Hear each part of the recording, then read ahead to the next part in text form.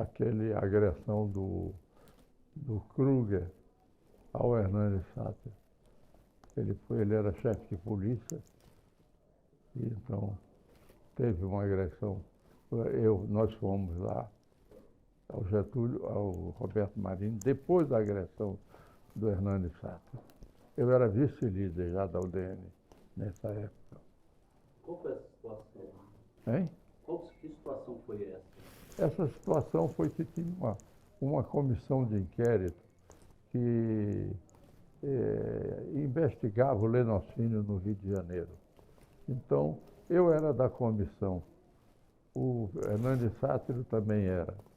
E nós tentamos entrevistar o delegado de Caxias do Sul, e aí Caxias do Sul ainda pertencia ao Rio de Janeiro, não era município independente. É Caxias, sem ser do Sul. Caxias. É, município de Caxias.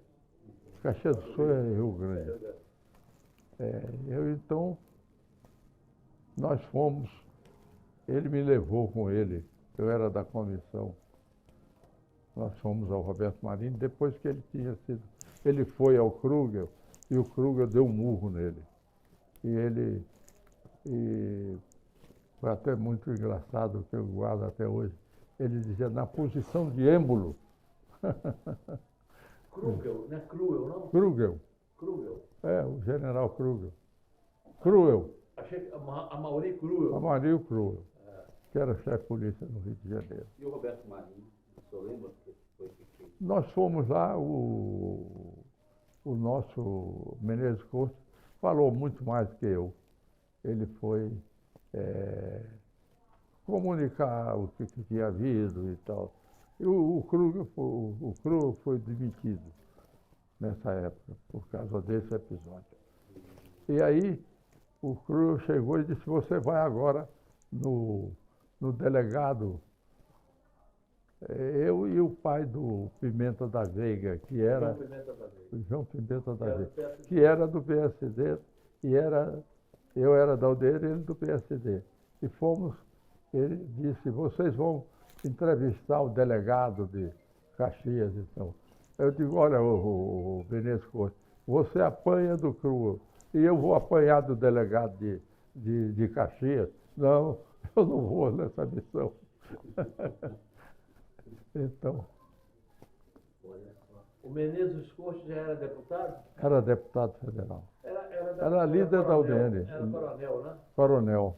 Morreu num acidente de avião da FAB. Da FAB, daqueles aviãozinhos da FAB. Aquele aviãozinho pequenininho que tinha jatinho, que fazia Rio-Brasília, e caiu com falta de... Quando ele chegava aí em cima, ele parava o motor. Um avião chamado Paris. Ele morreu.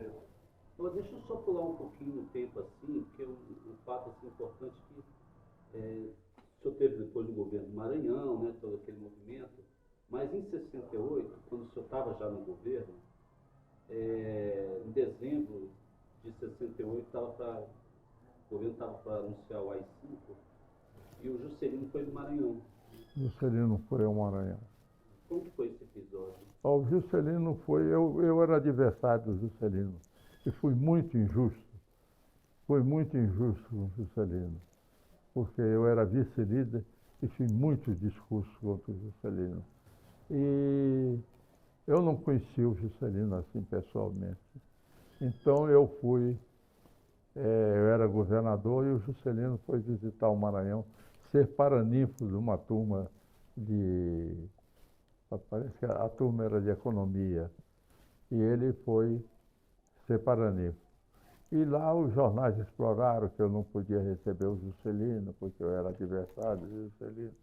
E eu, quebrando isso, eu fui receber o Juscelino, fui ao almoço oferecido ao Juscelino e fiz um discurso dizendo que tinha sido injusto com ele e, ao mesmo tempo, queria saudar o presidente Juscelino, que tinha sido um grande presidente do país. Então, fiz esse meia-culpa. E o Juscelino saiu do Maranhão na véspera do AI-5. Eu fui com ele no Caravelle, porque eu ia para a reunião da Sudene em Recife. Ele, chegando no Rio de Janeiro, foi preso. E ele me fez uma carta que foi publicada, eu tenho essa carta até hoje, foi publicada pela Regina Echeverria, na biografia que ela escreveu minha. E, então, é uma carta muito generosa a meu respeito. Dizer que entre os políticos brasileiros eu era jovem, mas que ocupava o primeiro lugar. Então, Isso contou mais ali o seu passado PCdista? Não, meu passado PCdista foi muito breve. Foi só no princípio, foi candidato, mais nada. Abandonei. Foi uma questão mesmo de consciência, né? Foi uma questão de consciência. Eu fui PCdista porque minha família era marcelinista, que era do PSD. Entendeu? Agora, e depois o senhor acabou fazendo uma carreira longa no Legislativo, né? Fiz uma carreira longa no Legislativo. Toda a minha carreira foi feita no Legislativo. Eu fui candidato logo a deputado federal, com 24 anos. 25 anos eu assumi o lugar de deputado federal pela primeira vez. Fui convocado numa licença e aí fiquei, eu era primeiro suplente. Agora, presidente, quando teve, no primeiro momento do regime militar, do governo Castelo, o senhor teve ali uma certa ascendência ali no governo, né? Mas depois, Costa e Silva no Médici. Não, eu eu dentro da UDN, eu tive sempre uma posição. Eu era vice-presidente da UDN Nacional. Eu tive uma posição, eu divergia.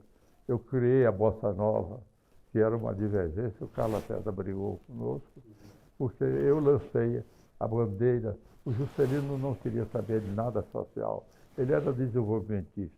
E eu lancei a bandeira dentro da UDN, desenvolvimento sim, mas com justiça social. Então eu acrescentei. E aí nós fizemos um grupo de gente nova que defendia essa dentro da UDN. Entendeu? E aí nós fomos tidos como esquerdistas. Passamos dentro da UDN como um grupo de esquerda. Eu, Edilson Tava, Ferro Costa. E então nós tivemos Haroldo Carvalho, de Santa Catarina. Então, tivemos esse movimento. E o Juscelino, nunca tinha estado com o Juscelino, não tinha nenhuma ligação com o Juscelino. Mas o Juscelino tentou cooptar muitos deputados da UDN naquela época. E para isso ele dava um financiamento na Caixa Econômica para um apartamento no Rio de Janeiro. E o Zé Cândido Ferraz trouxe uma autorização do Juscelino para que eu comprasse um apartamento. Eu disse, olha, Zé Cândido, você não conhece as pessoas, eu sou vice-líder da UDN, eu sou contra, jamais eu aceitaria qualquer tal. Mas guardei a carta, tanto que foi publicada essa carta também pela Regina Echeverria. Então, mas quando ele foi ao Maranhão, eu tive essa recepção, ele me fez uma carta e a partir daí ele foi candidato à Academia Brasileira de Letras e pediu meu apoio. Eu tentei apoiá-lo, tentei conseguir o voto do Adilo, de Augusto Peregrino, mas não consegui. Ele perdeu por um voto a Academia. E foi E ele sempre dizia que eu era o amigo dele do ostracismo. Tive uma boa relação com o Juscelino. Depois, e no avião que ele foi para São Paulo,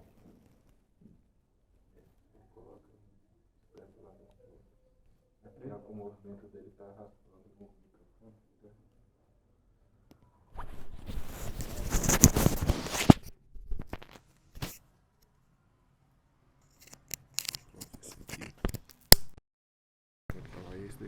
coloca aqui, né?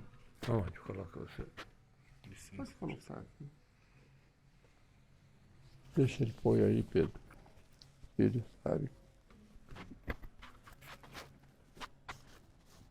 Agora sim. Refaz a pergunta que você estava falando disso aí.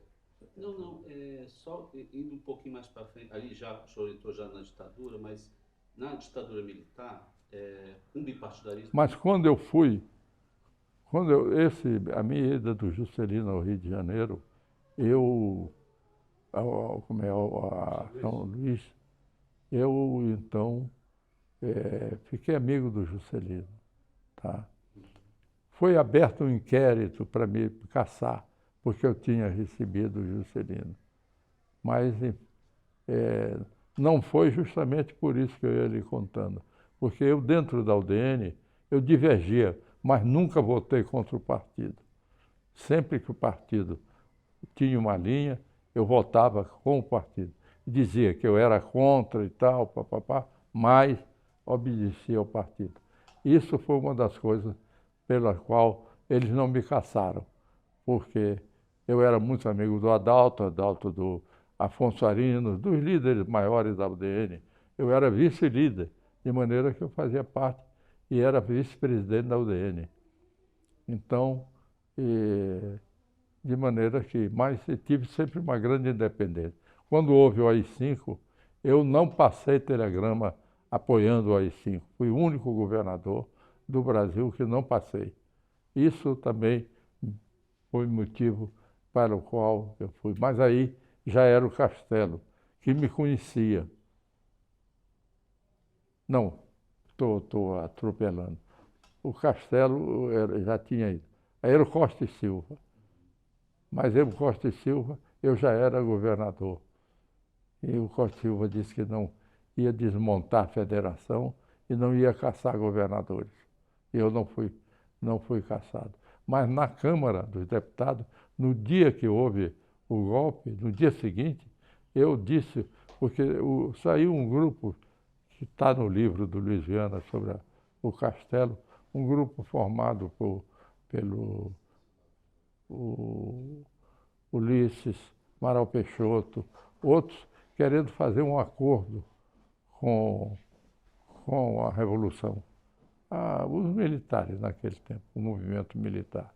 E então propunha que as cassações fossem feitas pelo Congresso e não pelo regime militar. E eu então divergi disso. Eu disse que no Congresso não se cassaria ninguém. E fiz um discurso dizendo que eu era contra a cassação de deputados e não cassaria ninguém. Quando os deputados foram cassados, alguns eu conduzi para a embaixada da Tchecoslováquia. Eu, no meu carro, saí de madrugada, Zé Aparecido, Oswaldo Lima Filho, foram para lá, levados por mim. Qual o carro do senhor? Qual é o carro do senhor? O carro era um Fusca.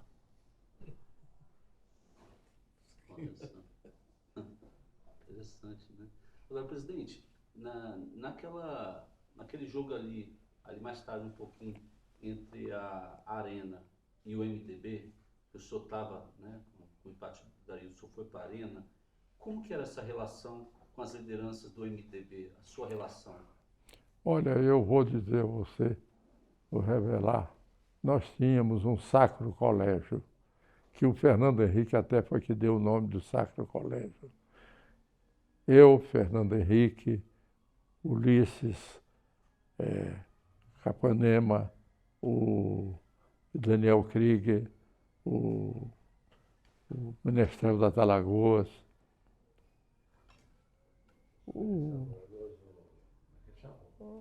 Menestrel das Alagoas, o Teotônio Vilela, que era muito meu amigo também, Krieger, o Oswaldo Lima Filho também, quem mais?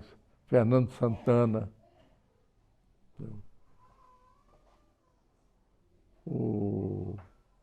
enfim, éramos um grupo que nos reuníamos secretamente com o objetivo de não deixar que o Congresso fosse fechado, evitarmos crises com os militares para que o Congresso não fosse fechado. Porque o Frei do Chile passou aqui e teve um almoço comigo, com Franco Montoro, que também participava. E nesse almoço, ele nos deu um conselho: não deixem o Congresso ser fechado. Nós cometemos no Chile o erro de deixar fechar o Congresso. Provocamos, fizemos crise. Não criem crises que o Congresso seja fechado. Cedam, mas não deixem que o Congresso seja fechado. A isso o Fernando Henrique chamou o Sacro Colégio. Quando tínhamos uma crise, por exemplo, a crise da Constituinte do Riacho Fundo, que o Graça queria suspender o Congresso, nós tivemos com o Vigílio Távora, nos entendíamos ali, um partido e outro, e por baixo do pano nós conseguíamos porque nós não queríamos que o Congresso fosse fechado, porque nós tínhamos por objetivo, realmente sabíamos que íamos chegar um dia que nós iríamos para a abertura, e que um Congresso, mau Congresso, é melhor do que Congresso nenhum. E assim, eu, por exemplo, cheguei a fazer discursos combinado com Ulisses. Eu fazia um discurso, Ulisses respondia lá. Ulisses fazia, eu respondia aqui. Ele ia assistir o meu discurso, eu ia assistir o discurso dele.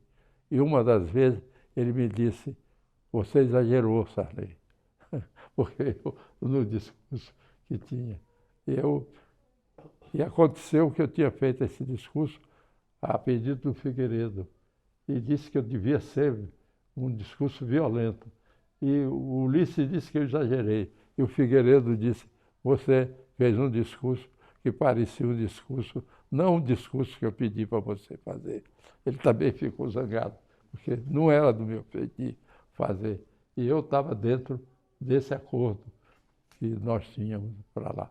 E graças a esse acordo, esse Sacro Colégio, que o Fernando Henrique era o mais entusiasta dele, nós conseguimos atravessar esse período todo que não tivéssemos criado um caso para fechar o Congresso.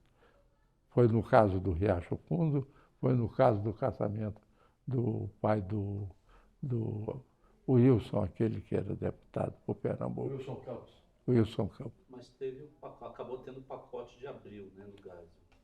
O pacote de abril, que é esse pacote de abril, ele fechou por 5 dias. Mas não fechou definitivamente. Foi pesado demais o pacote, porque acabou... Ah, sim, porque ele criou o senador biônico e foi pesado. Mas nós aceitamos que aquilo fosse feito, compreendeu? Não alargamos muito a divergência para que o Congresso não terminasse sendo fechado. O Tancredo, ele participava do Sacro Colégio? Participava do Sacro Colégio. Me desculpe eu não ter falado. Tancredo participava. Qual é a sua relação com o Tancredo? Minha relação com o Tancredo era muito boa. Eu conheci o Tancredo desde o tempo que ele era do PSD do Rio de Janeiro. Então eu tinha um bom relacionamento com o Tancredo. De maneira... Eu tinha um bom relacionamento com o Tancredo, tinha com o Capanema, tinha com o Lúcio Bittencourt, enfim, eu sempre tive um bom relacionamento com a oposição. Presidente, ali quando o MDB estava fazendo a oposição, né, ao Geisel especialmente ali, como que o senhor enxergava a relação entre o Tancredo e o Ulisses? O senhor enxergava já ali alguma divergência entre os dois? Aí eles tinham uma divergência entre o Tancredo e o Ulisses. Quer dizer, o Ulisses tinha um estilo que era um estilo, compreendeu, de uma certa agressão, e o Tancredo tinha um estilo mais light, vamos dizer assim. E desse modo de condução de um e de outro, nasceu naturalmente uma divergência. Tancredo também tinha muitas relações com alguns militares, porque ele em Juiz de Fora, ele tinha relações com o batalhão de Juiz de Fora. Alguns deles, como Costa e Silva, ele tinha relações. Tanto que no processo de cassação do Juscelino veio o Tancredo. Quando o Castelo viu a capa do processo Tancredo Neves, ele passou um lápis vermelho e disse: esse eu não examino. Eu sei que não é comunista, nem é corrupto. E quando ele cassou o Juscelino, foi para evitar que o Costa e Silva desse um golpe naquele tempo em cima dele.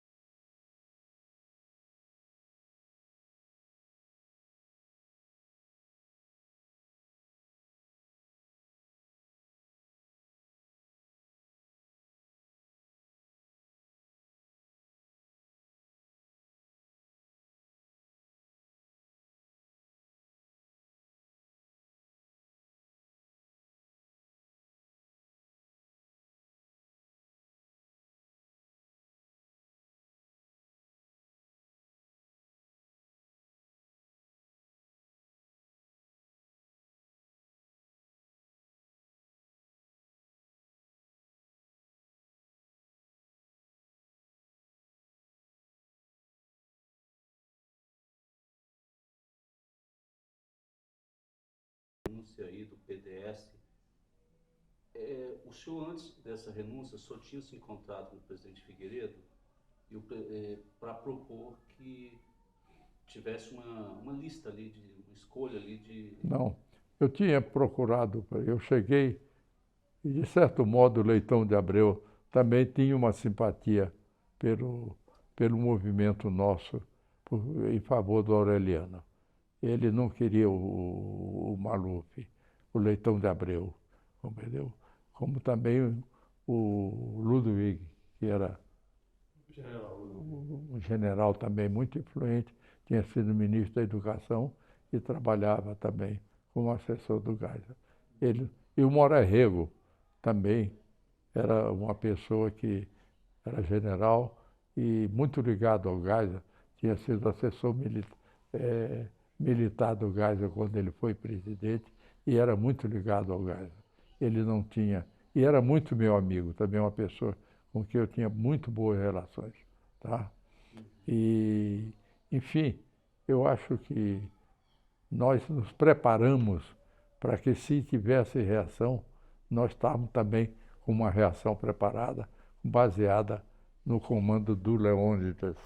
Então o Leônidas tinha o comandante também do Paraná, o Zé Richa estava dentro desse processo, compreendeu? Junto, e nós lutamos para fazer o Leônidas ministro do Exército, porque o Dornelles queria a continuidade do Pires. E eu tive a oportunidade de dizer para o Tancredo, olha, Tancredo, se você colocar o Pires, você está deposto dentro de 90 dias. Porque o Pires era linha dura, compreendeu? O Pires era ligado totalmente ao Medeiros, compreendeu? E o Nini. Então, ele jamais deixaria de... E eles eram contra. Inclusive, isso foi acirrado quando eu fui escolhido vice-presidente e que, ao mesmo tempo, no dia da doença do Tancredo, disseram que eu ia assumir e o Pires disse, então eu vou para os quartéis. E o Leônidas disse a ele, olha, você não é mais ministro, porque por um erro eu demiti, eu fiz os decretos de demissão dos ministros hoje. E então o Pires diz, então eu não sou mais ministro? Diz, não, o senhor não é mais ministro. Então os militares, que são muito legalistas, vamos dizer, eles disseram, mas eu não sou ministro, eu não posso ir mais aos quartéis, dar ordem de não, porque o senhor não é mais ministro. O senhor foi demitido hoje, o Diário Oficial da Manhã publica a sua demissão. Por quê? Agora, presidente, por que, assim, essa pergunta é meio simples, assim, mas é uma dúvida, assim, por que o Figueiredo opta pelo Maluf, naquela conversa toda? Olha, o Figueiredo, quando ele foi fazer aquela operação nos Estados Unidos, ele mandou me chamar e me comunicou que ia viajar para os Estados Unidos. E me disse, na saída, ele disse, esse Maluf quis me desmoralizar através dos meus filhos. Eu, se não tiver revólver, meto um punhal no Maluf. Figueiredo era temperamental, né? Ele me disse isso. De repente, ele voltou a ser um homem que aderiu ao Maluf. Eu tenho a impressão que foi um pouco do trabalho do Goberê com ele, e ele, então, passou a ser malufista. E o Maluf, na realidade, tinha o partido na mão. Ele tinha o partido na mão dele. A maioria dos delegados era do Maluf.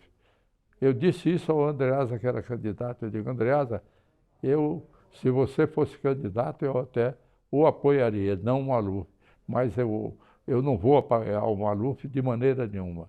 Quer dizer, a minha consciência jamais me levaria, porque eu acho que é péssimo para o país. Eu não quero desservir ao meu país. Então aí eu aderi, disse que eu era aureliano. Isso só o Aureliano sabia que eu estava com ele.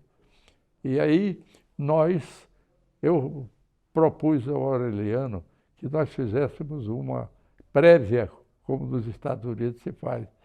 O partido no Brasil inteiro escolheria o candidato. E aí o Aureliano disse, essa é uma boa solução. Marco Maciel, que também era candidato, aceitou. E aí o Maluf não aceitaria porque ele achava que ele ia ser indicado sem ter prévias, porque as prévias não eram para os delegados do partido, as prévias seriam os membros dos diretórios nacionais que escolheriam o Maluf. Aí eu vou ao Leitão de Abreu e explico isso. Aí ele disse, suba agora e proponha isso ao Figueiredo. Eu cheguei e propus isso ao Figueiredo. Disse, o presidente, o senhor sabe que eu acho que só tem uma solução para o partido não se dividir. É realmente nós fazemos as prévias. Consultamos o partido. E o senhor fica muito bem, porque democratizou, é democracia interna dentro dos partidos. Aí ele disse, vamos fazer a prévia. Aí eu desci ao Leitão de Abreu e disse, olha, o ministro Leitão de Abreu, o presidente aceitou que fizéssemos as prévias. Nesse dia, ia ter uma sessão à tarde do Congresso em homenagem à morte do Nilo Coelho.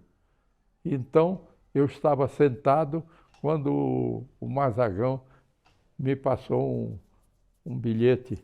Infelizmente, eu tinha esse bilhete e não encontrei mais de jeito nenhum. E Sarney, o Leitão de Abreu quer falar urgente com você. E eu liguei para o Leitão de Abreu no meio dessa sessão e o Leitão de Abreu me atendeu e eu disse, olha, ele me disse, presidente Sarney não, senador Sarney, o senhor sabe, o presidente está mudando, me chamou agora e disse que não aceita prévias mais. Você anuncia as prévias aí, antes, logo que... Aí criamos um fato consumado. Aí eu cheguei, reuni a imprensa no meio da sessão e anunciei as prévias. Aí no dia seguinte, os jornais logo em seguida, o Calieide com aquela gente toda do Maluf saiu, o Amaral Peixoto disse que ia me tirar as tapas da presidência do partido. Nós tínhamos reunião da presidência do partido 2 dias depois. Aí... Amaral Peixoto não, Amaral Neto. Amaral Neto, Amaral Peixoto, perdão, Amaral Neto disse. E então, a partir daí deflagrou-se. E à noite o Major Douglas me levou uma carta do Figueiredo dizendo que ele não concordava com as prévias, que eu não devia ter me precipitado anunciando as prévias e tal.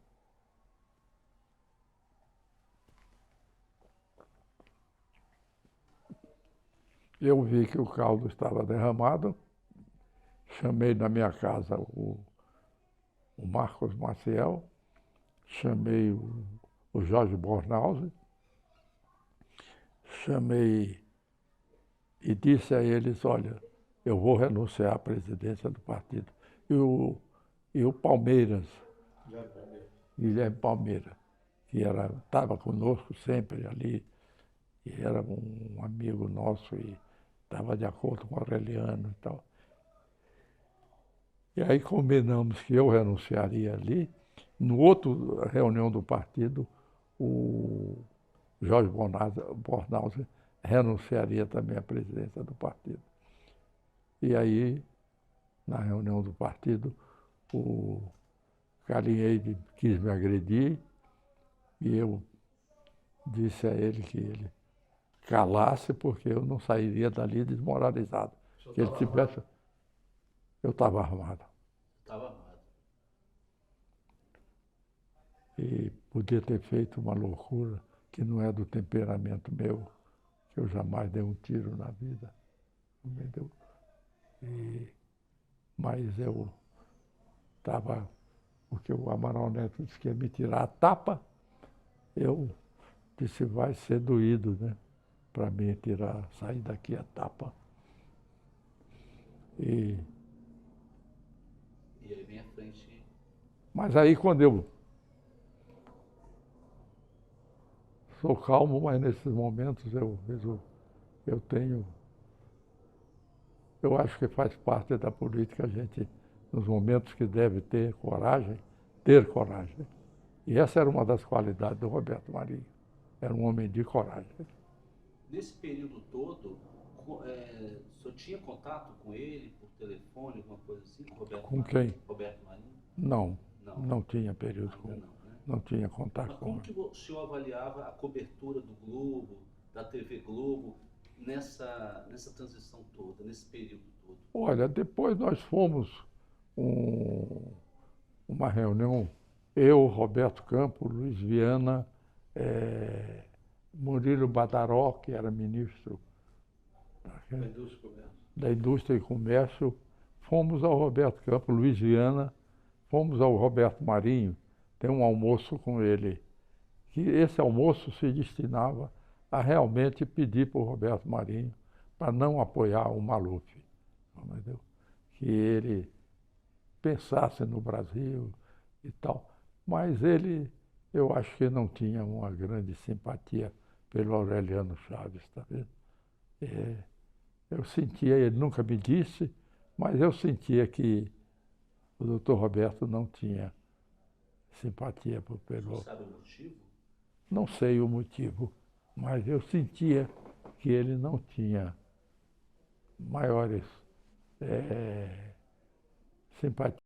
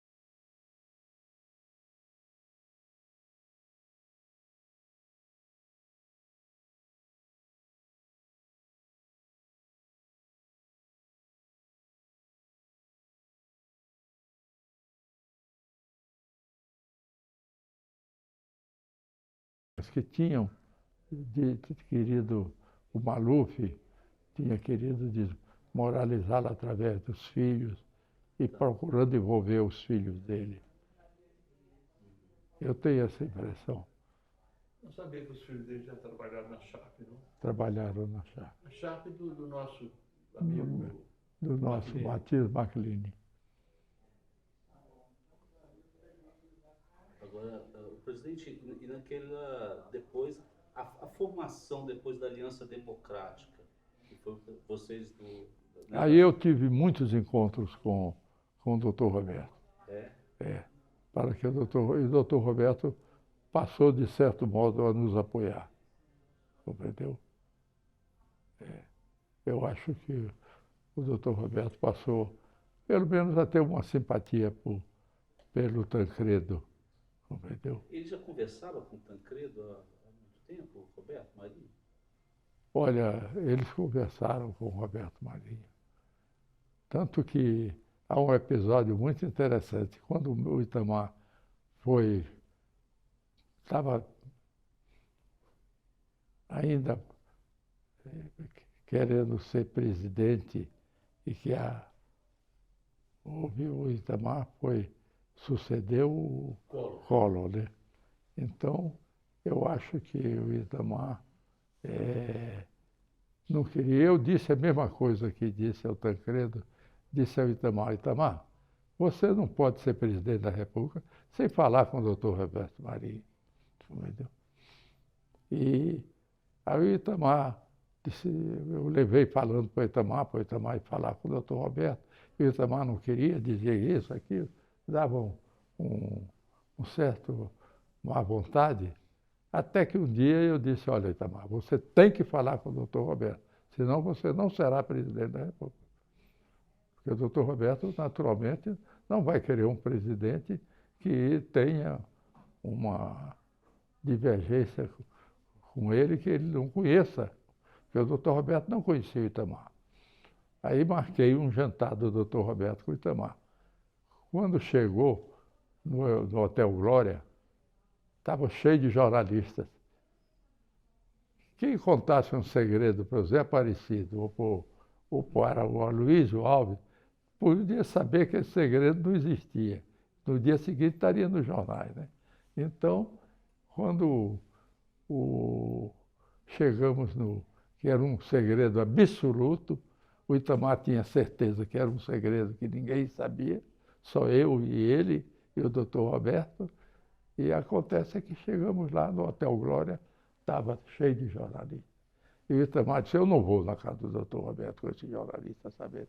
Eu disse: Itamar, você não pode fazer esse desaforo para o doutor Roberto. O doutor Roberto preparou um jantar para o senhor e nós não vamos jantar com o doutor Roberto?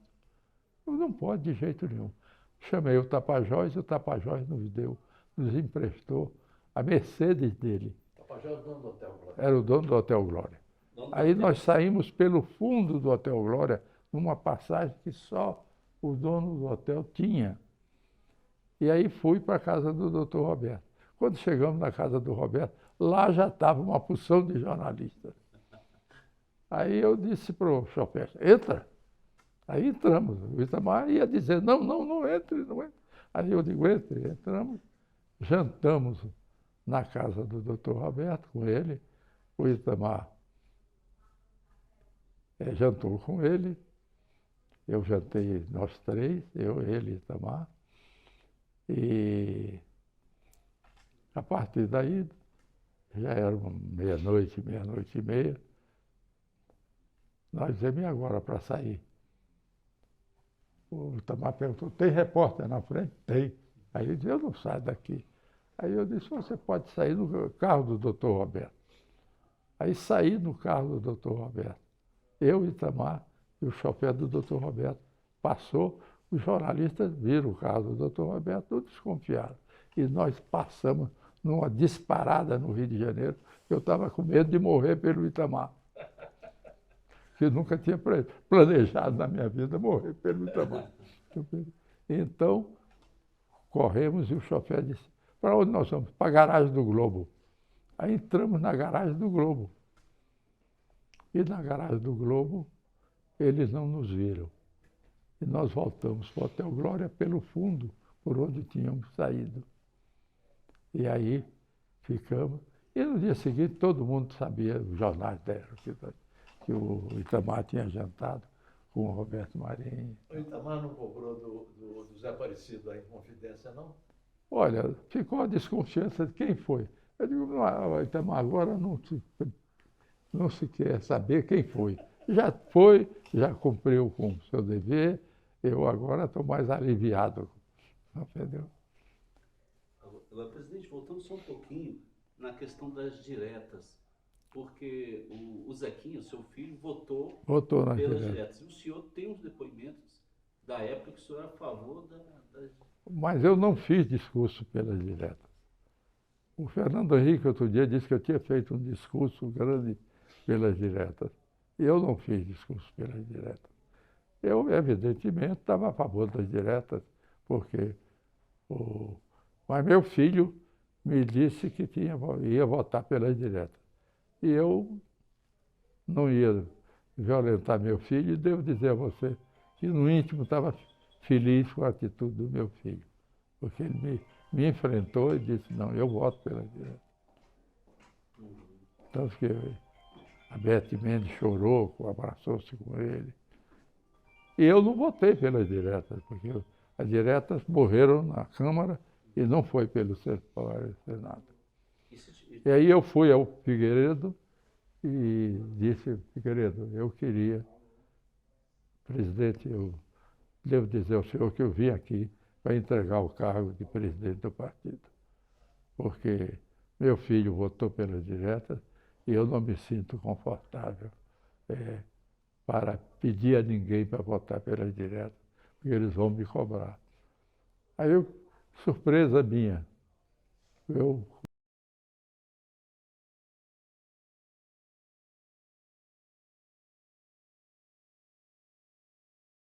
governamos.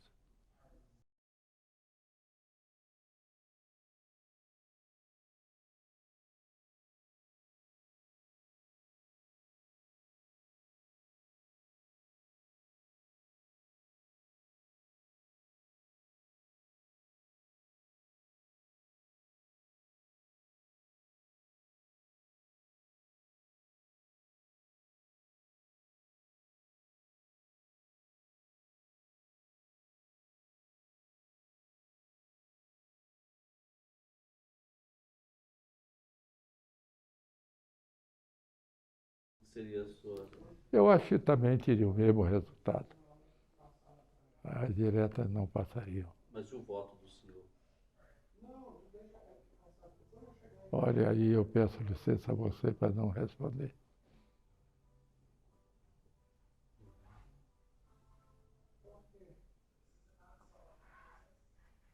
Depois do voto do meu filho, eu não votaria, nem pelas diretas, nem contra as diretas. Eu seria abstenção.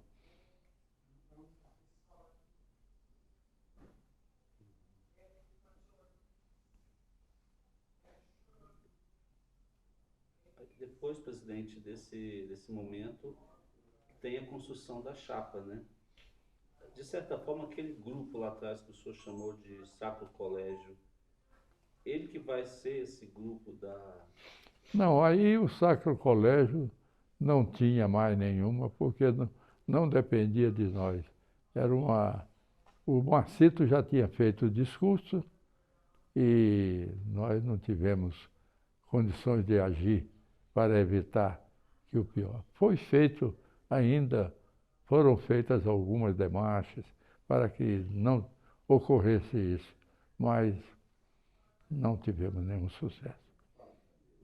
E aí estava dissolvido o Sacro Colégio, como estava dissolvido o Congresso. E a formação da chapa com Tancredo, do senhor com Tancredo? Olha, eu, no momento que renunciei ao partido, achei que a minha vida estava encerrada sob o ponto de vista político. Saí dali crente que a minha vida política estava encerrada. Quando Ulisses começou a me visitar para que eu apoiasse o movimento deles. E eu, então, comecei. E ele me deu o Sarney, você pode prestar um grande serviço ao Brasil, consolidando a nossa vitória. A partir desse momento, eu achei que eu devia ajudar o país, entendeu?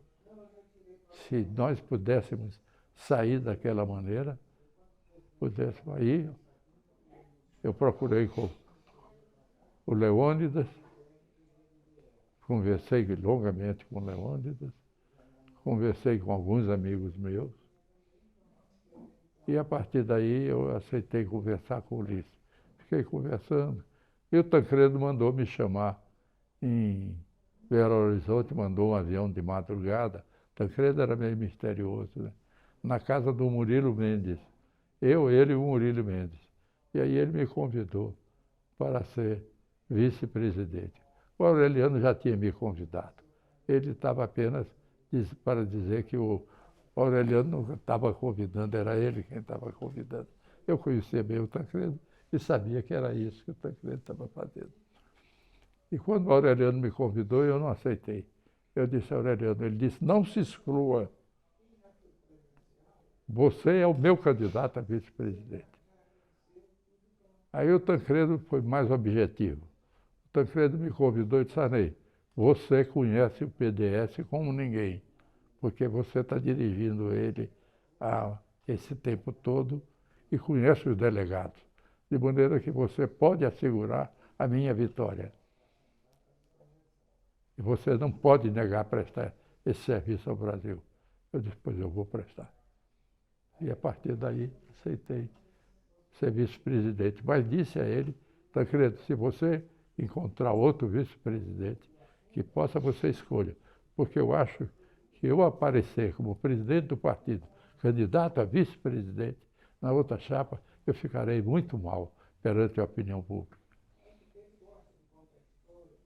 Então, foi assim que eu me conduzi. E, mesmo assim, houve um movimento dentro do PMDB para que eu não fosse candidato. E o Aureliano disse, sem o Sarney não há aliança democrática. E isso selou a minha candidatura. Eu disse a Aureliano, eu não posso lhe abandonar, já que você... Eu acho que vamos trabalhar. E trabalhamos e demos o número de delegados que foram importantes para a eleição do Tancredo.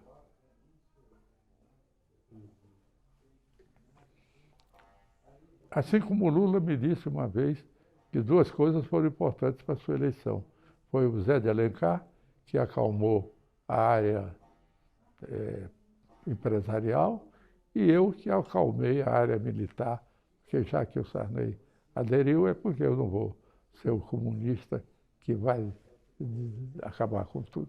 O senhor já deu muitos depoimentos sobre aquele momento ali da posse, na véspera da posse, mas eu queria que o senhor voltasse só a comentar como que foi aquele dia e como que onde o senhor estava e como o senhor recebeu a notícia que o Tancredo tinha sido hospitalizado. Olha, eu fui o último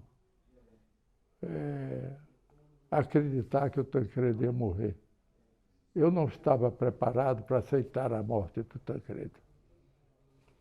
E eu recebi a primeira notícia da doença do Tancredo quando eu saí da tribuna. Não fiz um discurso de despedida. Eu não gosto de dizer adeus. Eu fiz meu discurso de saída, foi reapresentando o projeto de incentivos à cultura, que eu tinha assumido 5 vezes tinha sido recusado. E minha causa parlamentar foi a cultura. Eu apresentei o projeto de incentivos à cultura, apresentei o projeto da volta dos cérebros para o Brasil, dando bolsas a quem quisesse voltar, porque eles tinham saído pelo movimento que tinha tido em 64, a lei de incentivos à cultura, a lei do livro, todas essas leis foram feitas por mim, de maneira que essa foi a minha grande causa durante todo o tempo. Foi o primeiro discurso que foi feito no Congresso sobre meio ambiente, foi por mim, quando houve a Conferência de Estocolmo. projeto de cotas que ninguém nunca falou no Brasil. Fui eu que levantei e apresentei o projeto de cotas. Enfim, sempre foi a minha causa parlamentar. De maneira que o último discurso meu foi esse. Eu tinha horror àquelas sessões de despedida, de à parte, o senhor fez isso, fez aquilo. Eu não gosto.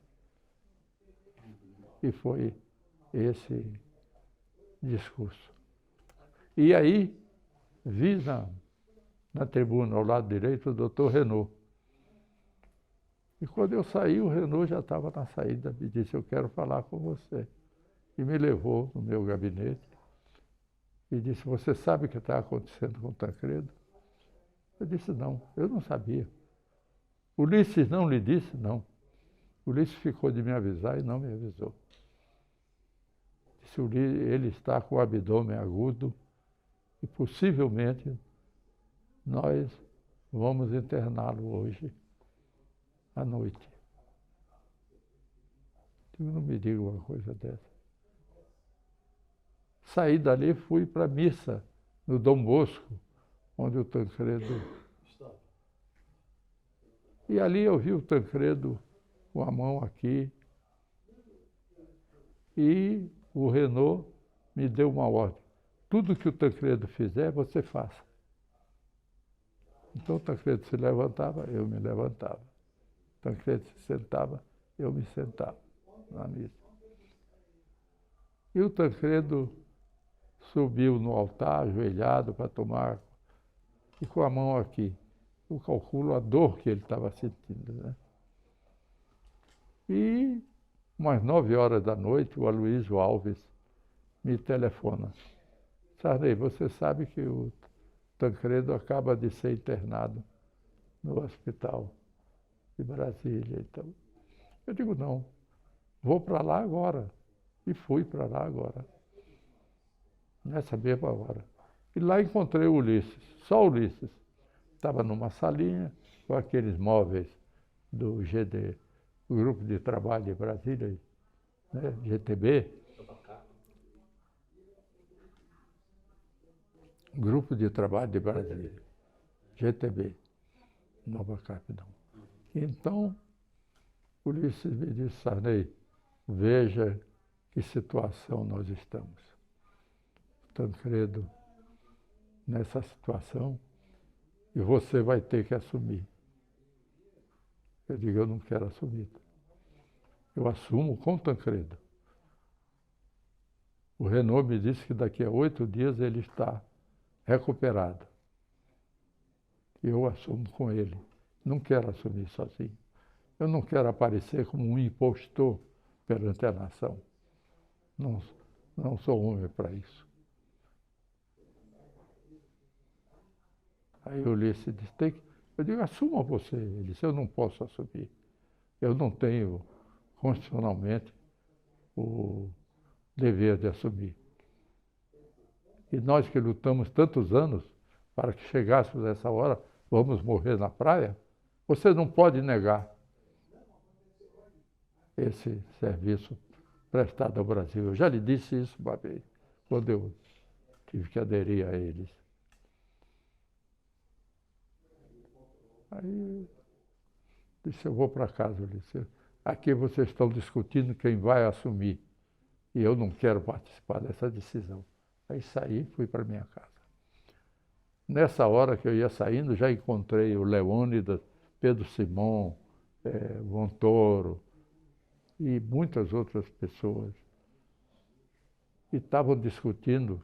Aí o Leônidas assumiu aí a direção, acostumado a mandar, né? Disse, vamos ao Leitão de Abreu dizer que amanhã, às 10 horas, assume o Sarney. Aí eu disse, olha, com licença, eu não vou tomar parte nessa discussão, porque eu já lhe manifestei minha opinião, que é não assumir.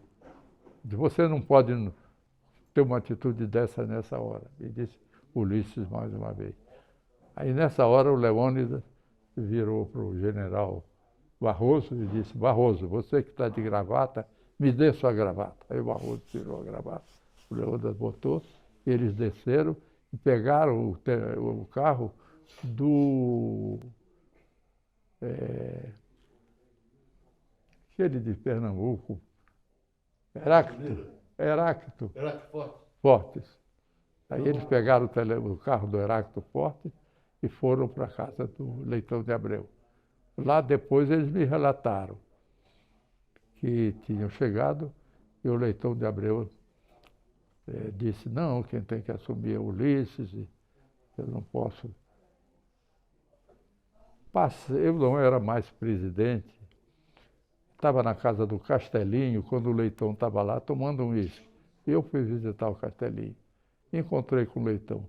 O Leitão disse, você não sabe o que aconteceu naquela noite.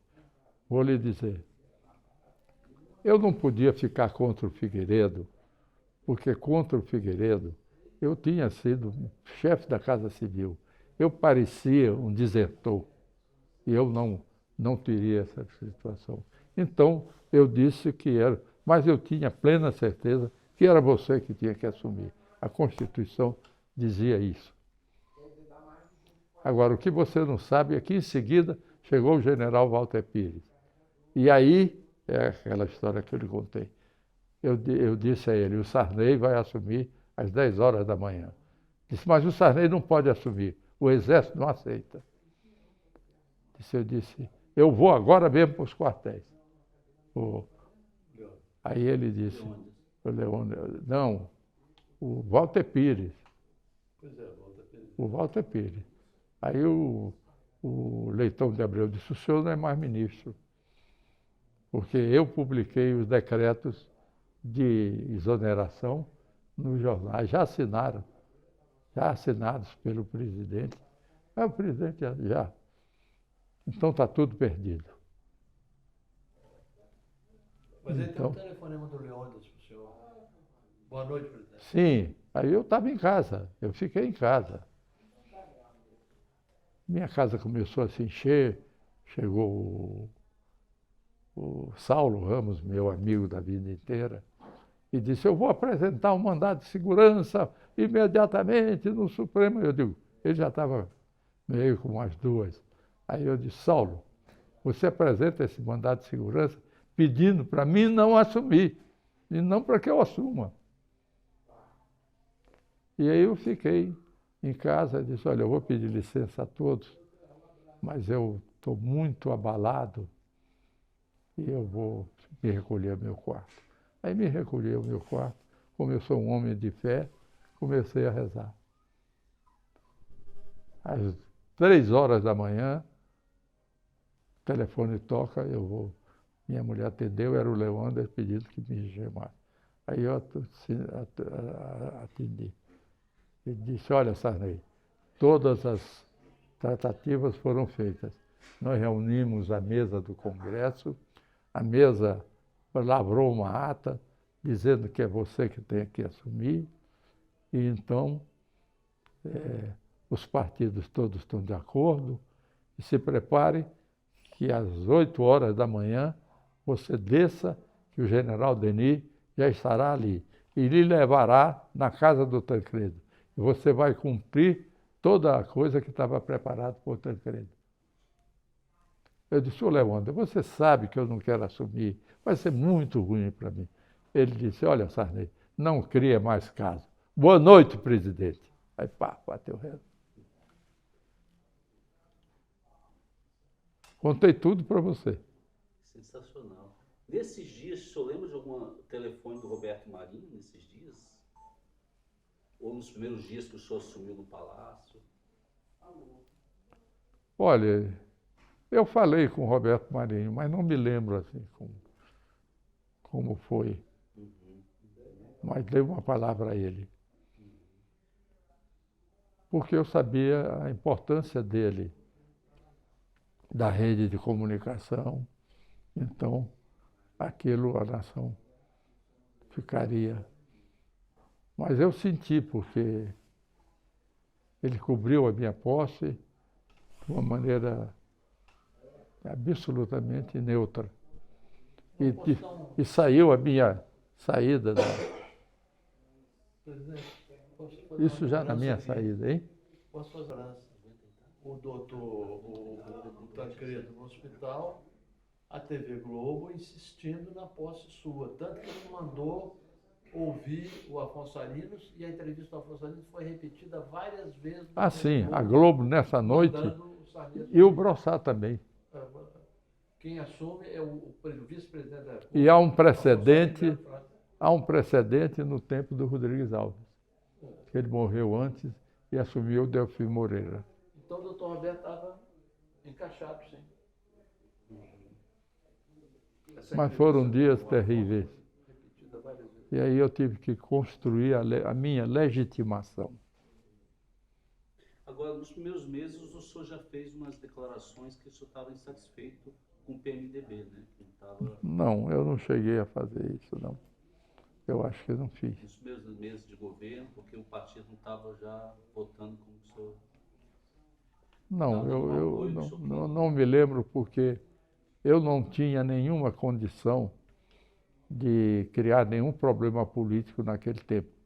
Porque eu tinha assumido, porque a Constituição mandava que o vice-presidente assumisse.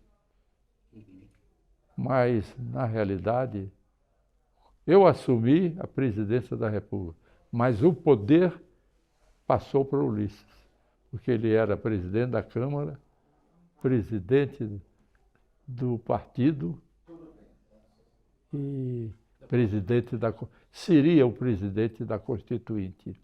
Então, o poder ficou com ele. E eu sabia disso, de maneira que eu sempre fazia as coisas combinando com ele. E eu devo dizer que ele ele colaborou, ajudou. E depois, num livro que foi escrito pelo Gutenberg, sobre o senhor, como é o nome do Senhor livro? Diretas. O Senhor Diretas. Ele diz isso, eu não assumi, não é porque eu tivesse renunciado, é porque eu não tinha direito. E eu não sou, de nenhuma maneira, um golpista. Agora, e naquele momento de muita dificuldade ali, né, porque era uma transição, né, do período militar para o governo civil, como que foi o papel do Roberto Marinho e da Globo no governo do senhor? O doutor Roberto Marinho apoiou totalmente, foi um braço forte que durante todo o tempo nos apoiou. E eu sempre procurei que ele nos apoiasse, porque eu sabia, um presidente fraco de um estado do Nordeste, vice-presidente da República, não tinha um apoio forte de classes econômicas, não tinha um apoio de classes da mídia, de uma maneira geral. Então, eu sabia que eu tinha que me apoiar, em grande parte, no Dr. Roberto Marinho, que ele tivesse o apoio dele, a compreensão dele. E tive completamente. Ele sentiu, e como bom patriota que ele sempre foi, ele me apoiou, porque sabia que não estava me apoiando, estava apoiando um processo de transição para a democracia. Agora, o senhor falou uma coisa assim, que é uma questão que aparentemente é simples, mas tem uma complexidade muito grande. O senhor fala de um presidente nordestino, né, num estado, eu diria, periférico. Havia uma grande restrição, um presidente nordestino. O estado de São Paulo chamava sempre o provinciano.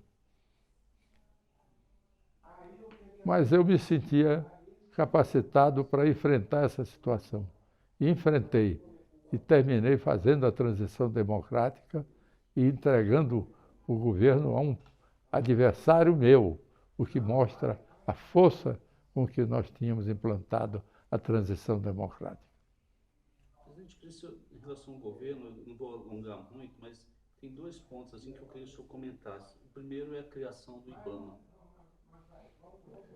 Acontece que, com a queda do Muro de Berlim, a questão ambiental apareceu no mundo, quer dizer, com o fim daquela ideologia, apareceu no mundo uma nova ideologia, que era o meio ambiente. porque todo mundo era a favor do meio ambiente, ninguém pode ser contra o meio ambiente. Então, e o Brasil foi colocado no banco dos réus, porque, em primeiro lugar, se colocava que a Amazônia era o pulmão do mundo e que o Brasil estava queimando o pulmão do mundo, estava num processo de destruição da Amazônia e que a Amazônia tinha essa função. Na realidade, é uma interpretação errada, falsa, cientificamente, já se sabe que não é. Mas ela tem uma grande importância sobre o clima, que é diferente do problema de pulmão do mundo, de troca de oxigênio. E a criação Do IBAMA foi o seguinte, nós tínhamos 5 organismos que tratavam de meio ambiente. Nós tínhamos uma no reflorestamento, outra, enfim, eram 5 repartições. Então eu resolvi unificá-las todas e criar um órgão capaz de ser responsável pela gerência do meio ambiente. E, em seguida, criei um grande programa chamado Nossa Natureza, para mostrar que nós estávamos interessados em proteger a natureza, entendeu? E adotar todas as medidas mostrando que o Brasil não era o vilão do mundo. Inclusive, lutei para que a conferência, a segunda conferência, fosse feita no Brasil. Fui eu que lutei, fui eu que percorri, mandei o ministro das Relações Exteriores percorrer todos os presidentes que tinham influência decisiva na escolha do lugar que tinha. A senhora, eu não sei se estou pronunciando certo o nome dela, Bonitauning, que foi secretária-geral da conferência, mas que ela era da Suécia e lutava para que a conferência fosse na Suécia. Então, nós fizemos um acordo com ela. A conferência seria no Brasil e ela seria a secretária-geral da conferência, quer dizer, a pessoa. E, com isso, nós levamos às Nações Unidas e as Nações Unidas concordaram. E a conferência foi feita no Brasil. Já eu não era presidente, já eu era cocolo, mas a escolha foi feita por iniciativa minha, justamente dentro desse programa, do programa de mostrar que o Brasil não era o vilão do meio ambiente. E fiz tudo para que criei o IBAMA, que foi um grande organismo e que até hoje cria as maiores, faz os maiores trabalhos para manter viva a chama do meio ambiente. Presidente, naquele momento, como que o senhor via aquela questão difícil que estava ocorrendo no campo? Teve a morte do Chico Mendes, depois teve aquela série de mortes. Mas imediatamente eu mandei dar tudo para nós prendermos o assassino do Chico Mendes. E isso aconteceu, prendemos logo. Tá? Fizemos... O campo era um grande problema nacional ainda, presidente, porque ainda lá no Jango já se falava da questão da agrária, né, tal. Essa questão fundiária era um problema ainda... Não, a reforma agrária era um nome maldito. Era como se fosse, falar em reforma agrária, as classes empresariais, todas, principalmente as do campo, reagiam de uma maneira brutal. E, naquele tempo, vamos lembrar que o movimento do Sem Terra tinha uma ação violenta. Calcule que eu enfrentei 12.000 greves. 12.000 greves. E estabeleci que a diretriz do governo com essas greves era a seguinte: não enfrentamento, e sim conciliação. Então, não tivemos um problema. O presidente teve um lema do governo do senhor que era tudo pelo social, né? E foi. Qual foi a escolha desse lema? A escolha desse lema é porque eu sabia que Dom João VI, quando veio para o Brasil e que criou o Supremo Tribunal, não o Supremo, mas o Tribunal de Justiça, ele fez uma recomendação que eles tinham por dever defender a propriedade, quer dizer, que era o problema fundamental, até mesmo por causa dos escravos, que ele era uma coisa, o homem era dono do escravo. veio a República com a nova Constituição e ela, então, o que fez? Defendeu, dentro da Constituição, aquilo que o Rui Barbosa copiou da Constituição americana. Os direitos civis, os direitos individuais e, enfim, a federação, eles eram todos federativos, quer dizer, o Joaquim Nabuco, o Rui Barbosa, sobretudo eles dois, tinham a grande bandeira do federalismo. Né? Então, nós faltávamos o social, porque o Brasil não tinha. O social do Getúlio era ministerialista, quer dizer, era o ministério que fazia os sindicatos, era o ministério que atendia os sindicatos, é quem registrava os sindicatos. Então, eu me propus a tudo pelo social, isto é, nós íamos fazer a Constituição tratando dos direitos sociais. Então, o que é que nós vemos? A Constituição de 88 tem um capítulo que é excelente, o capítulo dos direitos civis. E tem um capítulo que é excelente, dos direitos sociais, compreendeu? Que está nessa Constituição. Então, pensando nisso, eu então introduzi nessa Constituição de 88 os direitos sociais. E o nosso lema era tudo pelo social. E fizemos. Primeiro, nós unificamos, nós fizemos uma coisa fantástica para o Brasil, que foi a universalização da saúde. Quando hoje todo mundo tem direito à saúde no Brasil. Pode ser deficiente, porque não temos dinheiro total para dar uma saúde mais avançada, com equipamentos modernos, mas eu, antes da Constituição, já tinha criado o SUDES. E a Constituinte botou SUS para tirar o meu nome de SUD, para não ser o meu nome. Quer dizer, mas eu já tinha criado o SUDES, que era justamente isso que é o SUS hoje. Quer dizer, criei a unificação, a universalização da saúde. E, em seguida, fiz o salário do trabalhador, quer dizer, o desemprego. Foi criado por mim no Plano Cruzado. E o Plano Cruzado também foi um plano em favor do povo. Foi talvez o ano mais feliz do povo brasileiro, foi aquele. Criei todos os outros programas sociais, que hoje, o programa do leite, 8 bilhões de litros de leite.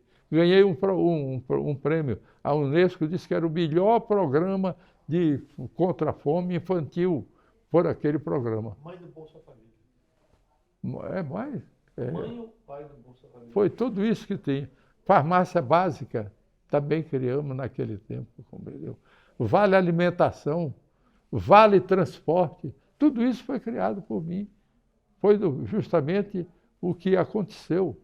Foi tudo pelo social. Então, a partir daí, nós começamos. E o que aconteceu? Quando o Cruzado começou a ter a sua impossibilidade, o que eu fiz? Para que ele não fracassasse totalmente, nem o povo fracassasse. Eu criei a correção monetária dos salários. Então, se corrigia a mercadoria, mas corrigia o salário. Quer dizer, todo mundo ficou satisfeito. E tem os números meus, até hoje não foram repetidos. Nós crescemos 5% ao ano. Não foram repetidos, até hoje. Então, olha, está se lutando aí para crescer 3%. Como diz, a inflação, por exemplo, que dizem que foi altíssima, o PIB, se hoje, nós calculamos em dólar, né? Mas a inflação ninguém calcula em dólar. Eu mandei calcular. Sabe quanto foi? 17% ao ano. Ao ano não, ao mês. Presidente, e a questão do Antônio Carlos Magalhães, foi um ministro que, naquela instabilidade toda, ficou do início ao fim, né? Daquele ministério ainda do Tancredo até o fim do governo do senhor. Como que o senhor hoje avalia o trabalho dele ali e aquela crítica que foi feita da política de concessões de rádios do Antônio Carlos? Olha, depois do Antônio Carlos, se concedeu muito mais rádio do que o Antônio Carlos concedeu. Quer dizer, se nós vemos, foram talvez 50 vezes mais do que nós concedemos rádio. E o que é que nós fizemos? Nós criamos uma indústria nova, que foi a indústria de rádio, de tudo isso. Os jornalistas passaram a ter emprego em todo lugar do Brasil, Então, a partir daí, essa criação de rádios passou a funcionar no Brasil, que foi muito bom para o país. Mas eu comecei, e aquilo não foi absolutamente para me eleger.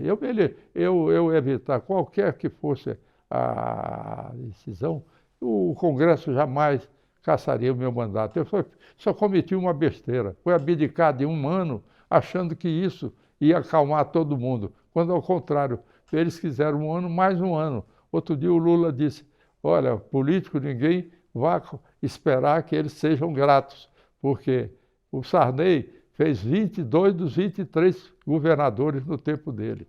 Elegeu 2/3 do Senado e elegeu 80% da Câmara.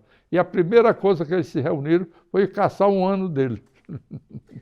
Presidente, o período do senhor no PMDB talvez seja um período mais longo assim, dos partidos que o senhor atuou, né?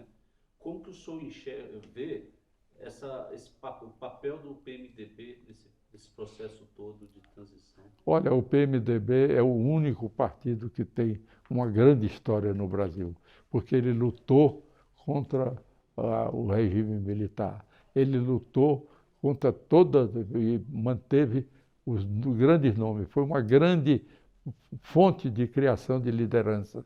Não vamos nos esquecer que isso acabou. A pior coisa que os militares fizeram foi acabar com os partidos políticos, porque quando eles acabaram com os partidos políticos, acabaram com a grande escola de formação de liderança. A crise que o Brasil vive hoje é uma crise política, falta de liderança. Desapareceu a formação de liderança. Presidente, olhando assim de uma forma geral, é a ultimazinha. Só a ultimazinha, tá? Se fosse para sintetizar, qual é o legado do senhor na história do país? Foi feita a transição democrática. O Brasil caminha hoje numa grande democracia, a segunda do mundo ocidental. Então, a democracia brasileira, ela está aí. O povo passou até a sua cidadania, que não tinha. Hoje o povo tem a cidadania, cada um se sente cidadão, cada um reivindica o seu direito, ninguém tem medo de nada. No Brasil, vocês jornalistas, naquele tempo, tinham autocensura, até para escrever. Perdão, você jornalista não, você é um grande escritor. Eles tinham autocensura. Hoje ninguém fica com autocensura, todo mundo diz o que quer. A transparência é total de todo mundo, não há mais no Brasil nada que não seja feito abertamente, que o Brasil vive uma grande democracia. De tal modo, a nossa Constituição é tão forte que ela é a maior Constituição, mais longeva, sem nenhum hiato. E os fatos que nós tivemos aí agora têm que ser examinados por dois lados. Primeiro lado é o lado da vergonha que nós passamos, isso que nós tivemos que fazer, que todos nós repudiamos. 8 de janeiro. 8 de janeiro, né? Isso aí nunca se pensou que o Brasil pudesse ter isso, ou que se pensasse em um golpe de Estado. Mas o outro lado é que as nossas instituições criadas pela democracia, pela Constituição, foram tão fortes que nós aguentamos 2 impeachment, aguentamos vários problemas e aguentamos esses últimos porque as instituições eram muito fortes e não deixaram que sucumbisse a democracia. Nas minhas mãos, podiam desaparecer a democracia, porque muitas vezes eu pensei que nós íamos ter problema, mas eu contornei todos eles e fiz a Constituição. Porque eu disse um dia ao Ulisses, quando ele me disse, a Constituição está numa situação que nós talvez não tenhamos condições de terminar. Por quê? Porque tinham feito na Comissão de Sistematização um projeto de Constituição que era um projeto inviável, um projeto radical, um projeto que criava o juro de 12%, acabava com a propriedade privada, enfim, era um projeto inviável, quer dizer, uma coisa louca, acabava com o ensino particular. Então, era uma Constituição desse jeito que tinha vindo de lá. Por quê? Porque Ulisses não aceitou que eu mandasse aquela Constituição dos Notáveis que Tancredo criara. Ele me disse que não aceitaria, que ele ia fazer a Constituição. E me disse uma coisa depois, olha, por aqui passaram 10 milhões de pessoas. Eu disse, Ulisses, você está aumentando as minhas dificuldades, o meu pessimismo sobre o que a Constituição vai fazer. Mas nós vamos fazer a Constituição, porque sem Constituição não há transição. E porque você sabe que nós que estamos atravessando esse período, deixar de ter a Constituição feita. Sem Constituição não há transição. E a partir daí ele me diz, então, vamos somar esforços para fazer a Constituição. E ele então adotou aquela fórmula que foi, quando não havia acordo, dizia lei secundária, infraconstitucional, vai tratar, de tal maneira que nós já temos 100 e tantas leis que são leis que são infraconstitucionais. E ainda temos 200 e tantas leis para fazer. Mas a Constituição está aí, a democracia foi implantada e nós atravessamos muito bem.